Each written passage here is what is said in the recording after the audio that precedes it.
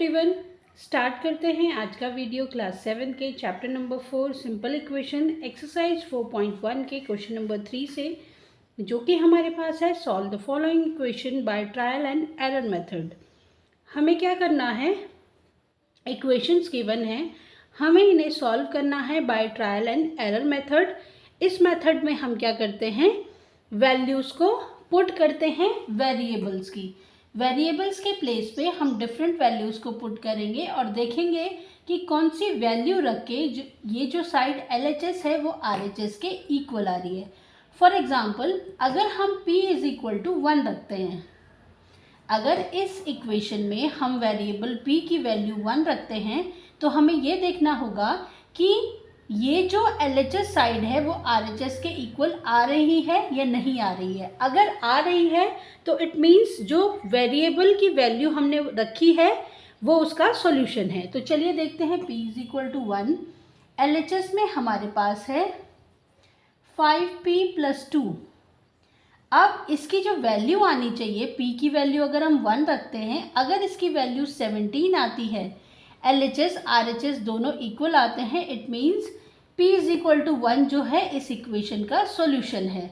अगर नहीं तो फिर not P is equal to 1 इस इक्वेशन का सॉल्यूशन नहीं है, हमें कुछ और वैल्यू रखनी होगी। तो P की वैल्यू 1 रखते हैं तो ये हो जाएगा P मल्टीप्लाइड बाय 1 + 2। बॉड मास के अकॉर्डिंग पहले हम करेंगे मल्टीप्लाई, ये हो जाएगा 5 + 2 7। तो it means P is equal to 1 जो है इस इक्वेशन का सॉल्यूशन नहीं है। दूसरे पार्ट में हम रखेंगे P is equal to 2। Check करते हैं, 5P + 2 ये हो जाएगा 5 मल्टीप्लाइड बाय 2 + 2 10 + 2 12।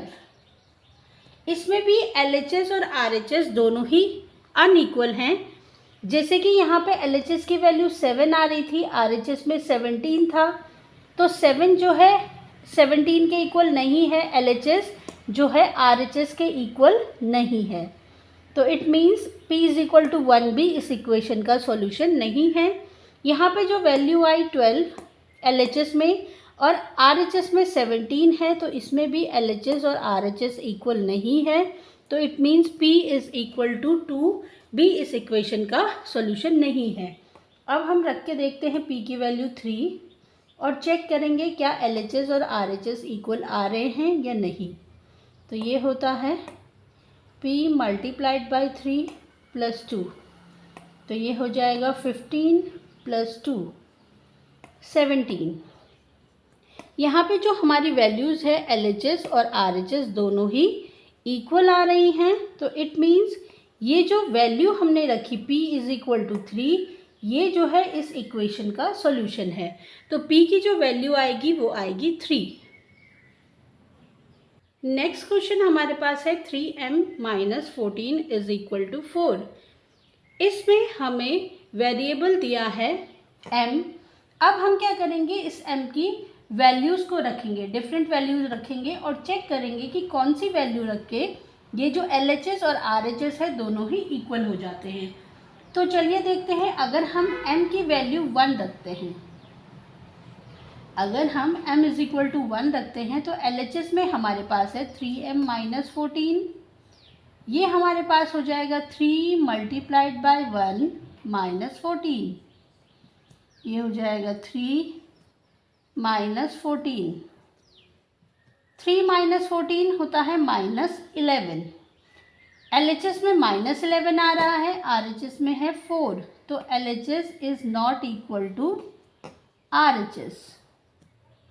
तो it means m is equal to 1 भी इस इक्वेशन का सॉल्यूशन नहीं है। नेक्स्ट पार्ट में हम रखते हैं m इज इक्वल टू 2। इसमें हो जाएगा हमारे पास 3m - 14 है LHS में, ये हो जाएगा 3 मल्टीप्लाइड बाय 2 - 14, ये हो जाएगा 6 - 14, ये हमारे पास हो जाएगा -8। इसमें भी जो LHS है वो RHS के इक्वल नहीं है, it means m is equal to 2 भी इस इक्वेशन का सॉल्यूशन नहीं है। नेक्स्ट पार्ट में हम रखते हैं m इज इक्वल टू 3। तो ये हमारे पास हो जाएगा 3 मल्टीप्लाइड बाय 3 माइनस 14। ये हमारे पास हो जाएगा 9 माइनस 14 इज इक्वल टू -5। इसमें भी LHS हमारे पास -5 आ रहा है और RHS हमारे पास 4 है, तो ये भी अनइक्वल है, नॉट इक्वल है।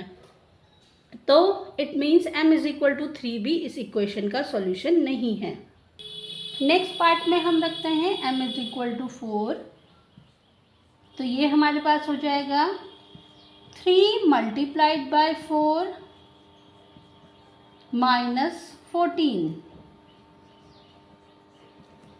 3 मल्टीप्लाइड बाय 4 ये हो जाएगा 12 minus 14 is equal to -12। LHS is not equal to RHS। इसमें भी LHS और RHS इक्वल नहीं आए हैं, तो it means m is equal to 4 भी इस इक्वेशन का सॉल्यूशन नहीं है।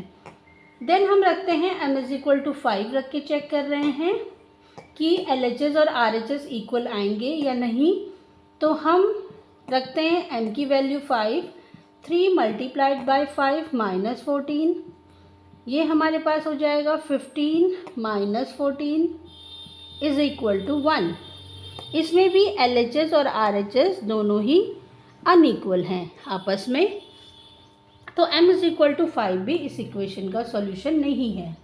अब हम रखते हैं m इज इक्वल टू 6 और चेक करते हैं क्या इस वैल्यू को रख के LHS और RHS इक्वल हो रहा है या नहीं। तो ये हो जाएगा 3 मल्टीप्लाइड बाय 6 माइनस 14, ये हमारे पास हो जाएगा 18 माइनस 14 इज इक्वल टू 4।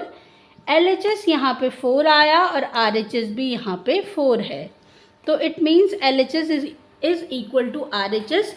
तो इसमें जो सॉल्यूशन होगा m is equal to equation का जो सॉल्यूशन होगा m इज इक्वल टू वो होगा 6। अगर हम इस इक्वेशन में वेरिएबल m की वैल्यू 6 रखते हैं तो LHS और RHS दोनों ही इक्वल हो जाते हैं, तो हमारा आंसर होगा m इज इक्वल टू 6। आज की इस वीडियो में इतना ही। नेक्स्ट वीडियो में हम डिस्कस करेंगे क्वेश्चन नंबर 4 को। Thanks for watching.